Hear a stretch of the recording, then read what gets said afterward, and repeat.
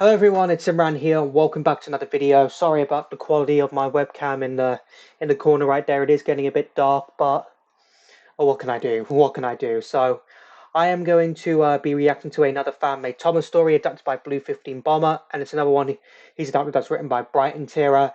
This one is called Village People, that premiered nearly 3 months ago. It'll be 3 months in next week that this video premiered, and it's like I said, it's called Village People. So yesterday I reacted to Boulder Bus, which is another one written by Brightonterrier that Blue 15 Bomber adapted. So that was actually a pretty interesting story. Want to see me react that out? I'll have it up in the top right hand corner of your screen. I've got an itchy back, brilliant. And it was interesting to see what Bertie was doing in that story. That's all I can say about this one right here. But this one's a Thomas related story. It is. So and judging from why it's called Village People, I was like, okay, this story seems interesting. Why not I react to it? Really enjoyed yesterday's video, and let's see, I can't wait to see what happens in this one. Links to the video I'm reacting to in the description down below, as always. So without further ado, let's just go ahead and get straight into this. Hope you all can still see me. Oh, don't buffer on me. Yep, we know. It's made for general audiences.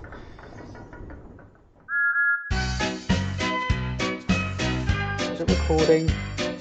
Yeah, it is.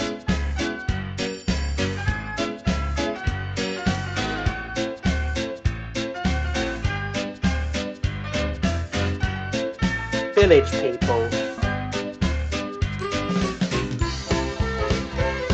Oh, it's another one by Emily Queen. She did a pretty good job in narrating yesterday's story.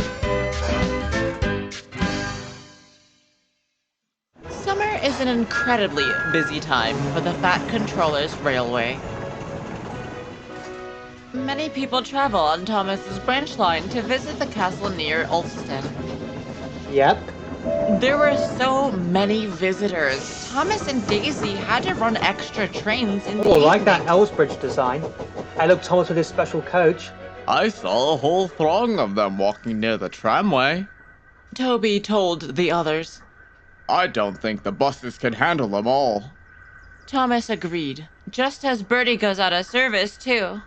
What does it matter where they go? Once they're off, they're not our concern. This is a little bit of a sequel to yesterday's story, Boulder Bus it is, because Bertie's gone out of service and has basically gone into overhaul. He has, so and we're not their concern either. Passengers don't care about us. Thomas glared at her. Don't be ridiculous. Of course they do. Clearly, you've never been left full of rubbish and forgotten property. Thomas knew it was pointless arguing and fell asleep. Yeah, just so Next morning, Thomas's fire was lit as he was prepared for the long day ahead. The firelighter then ran along to the driver's house to make sure he was awake. Glancing through an upstairs window, he saw a light was already on and assumed the driver was awake. But the driver lay asleep, having forgotten to turn the lamp off the night before. Thomas waited for some time. His fireman kept his fire going, and when the driver ran down to the sheds, they were late and running low on coal. They backed Thomas to get some more, but to their horror, the staith was empty. Oh, dear. The driver ran over to the station to find out what to do and came back looking glum. A fire at the big station has delayed our coal delivery. They don't know when it'll get here. Fire at the big station? What about my commuter run? Daisy's already left, so we'll just have to get as far as possible with what we have left. Hurry now, time is not on our side. Thomas quickly rushed over to the platform to find the passengers already waiting. His driver made an announcement to them all. Thomas is low on coal, so we might not get far, but we'll take you as far as we can. One of the passengers then spoke up. Would you like some of ours? Everyone on the platform looked at him, then each other. I don't think we'll need any for a while, certainly not in this heat.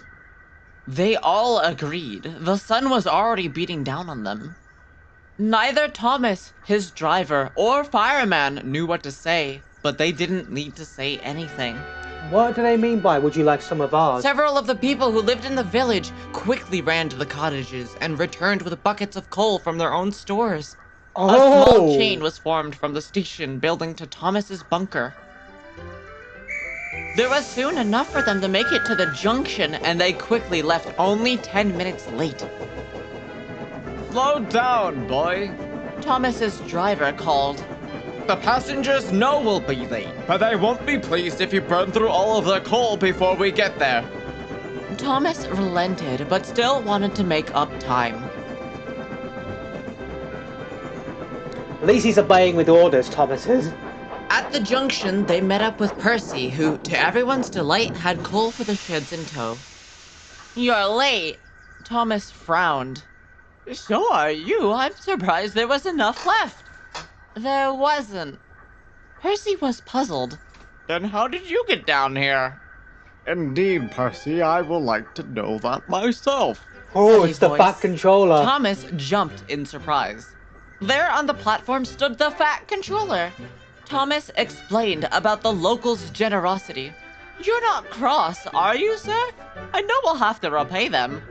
The Fat Controller smiled. Of course I'm not cross. You leave it with me.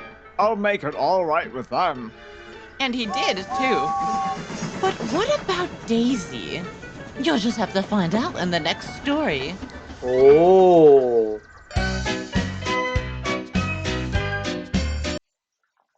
So this is a little bit of a saga that we're doing on the Farquhar branch line. We are. So we had Boulder Bus. Excuse me. We had this one now, which is Village People, and now we're going to have another story related to Daisy. So I didn't know this was part of a little railway series style saga right here. Honestly, I didn't have any clue that was the case. Like, I'm being honest with you guys, I wasn't expecting it, but yeah, that was pretty interesting right there. Thomas owes it to the village people for giving him the coal, and says the Fat Controller says the village people will get repaid for their generosity. So people on the island of Sodor can make the difference for the engines right there, and that was a perfect example right there for Thomas using his for them giving their coal to Thomas so he can make up some lost time. So yeah, that was very generous of them. Very generous of the village people to do that.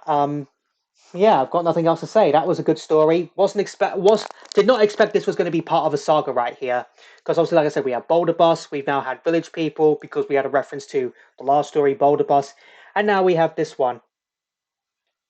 And now we have a next one surrounded by Daisy about what to make of her and her little comments she made to Thomas at the start of their video. But I guess I'll have to wait. I don't recall seeing the story on Blue 15 Bomber's channel already, so I guess he's still in the process of that video is still in the process of post production. It is, but I'm pretty sure it will come out in the new year. It will, but it was still a good story. I really enjoyed it. Can't wait for the third part for sure. You do want to check out my previous Thomas reactions whenever it's an audio story or Trains adaptation, then I'll have a playlist up in the top right corner of your screen right now. So I hope you all enjoyed this video. If you did, hit that like button for me. Let me know in the comments down below what you thought of this video story I reacted to, as my ear is itching again. Also, let me know in the comments down below what other videos you want me to react to next. Follow me on Instagram, follow me on TikTok. Links to both of them will be in the description down below. Share this video, subscribe if you're new here, ring that bell to get notified when I upload new videos or when I post in the community tab, and I'll see you all in the next one. Bye!